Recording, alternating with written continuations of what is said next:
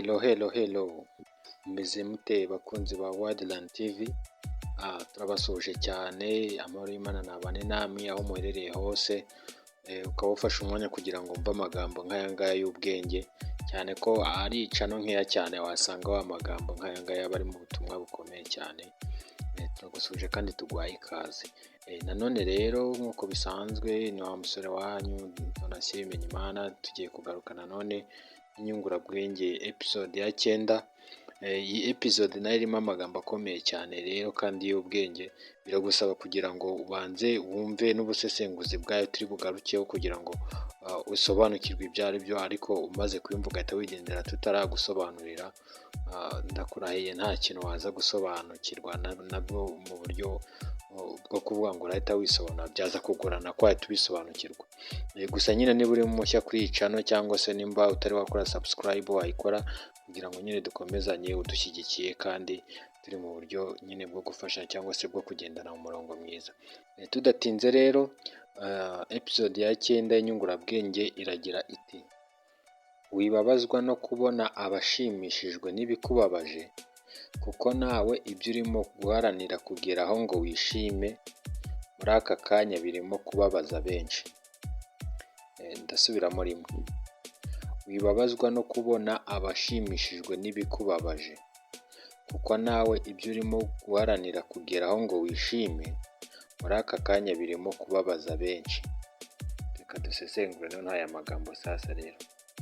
Mu by'ukuri nandika aya magambo, ubutumwa nari ngambiriye kuba nabagezaho cyangwa se nageza ku bantu benshi, ni ukuba hari igihe umuntu aba ari muri kondisiyo zo kumva yuko byanze bikunze ibyo arimo guharanira kugeraho cyangwa se ibyo ari kumva ashishikajwe no kugeraho ngo bizamuhereza umutuzo cyangwa se bizamuhereza umunezero, si imigambi iyo ufite ukumva yuko nuyigeraho bizaguhereza umunezero, ugatekereza yuko byanze bikunze ibyo bintu numara kubigeraho koko uzabona umunezero.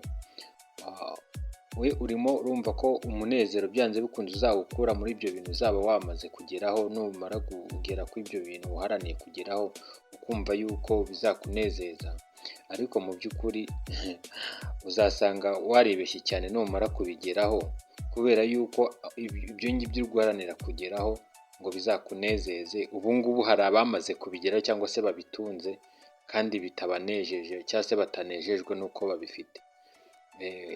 Nibwo butumwa nyamukuru ahangaha nari ngambiriye kugira ngo ngeze ku bantu, kubera yuko hari igihe we uba wumva yuko uhangayikiye ikintu runaka, wenda se ukavuga ati wamereza akazi kameze gutya na gutya, cyangwa se wamereza urugo rumeze gutya na gutya, wamereza umugabo ufite ibi n'ibi n'ibi, wamereza umugore ufite ibi n'ibi n'ibi, nyamara mu by'ukuri ibyo ngibyo uri kwifuza hari ababitunze ariko babiririramo batabifitiyemo amahoro rwose, batanejejwe nabyo na gato, ndetse bitanabashishikaje, wumva yuko nta n'icyo binabamariye.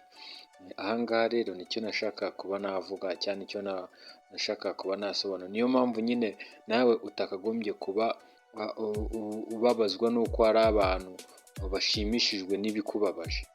Ni ukuvuga ngo nyine we kuba hari ibintu nanone bikubabaje ariko abantu bagashimishwa nabyo, nicyo cyakagombye gutuma nawe utiyumvisha yuko byanze bikunze ibyo ngibyo uri guharanira kugeraho nawe uzabibona ukishima, kubera yuko nawe wa muntu wamaze kugera kuri ibyo bintu urimo guharanira kugeraho ngo bizagushimishe, nawe buriya ni uko mu buryo utazi nawe umukina ku mubyimba mu buryo utazi, cyangwa se uramushinyagura cyangwa se nawe umwishima hejuru, kubera yuko nawe ari imbere yawe akumva ibyo ngibyo bigushishikaje, utekereza yuko bizagushimisha kandi abifite bikaba bitamushimishije, aho ngaho yaba agutsinze.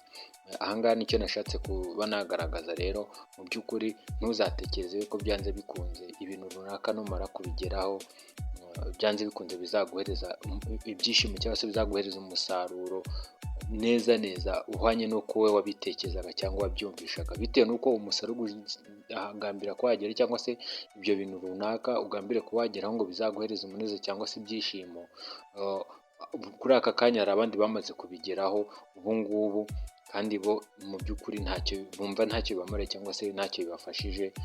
Nibwo butumwa aha ngaha nari ngambiriye gutanga. Mu by'ukuri rero ubu butumwa ukazajya ububwira nk'umuntu cyangwa se amagambo ukazajya uyakoresha uyabwira nk'umuntu mu gihe uri kubona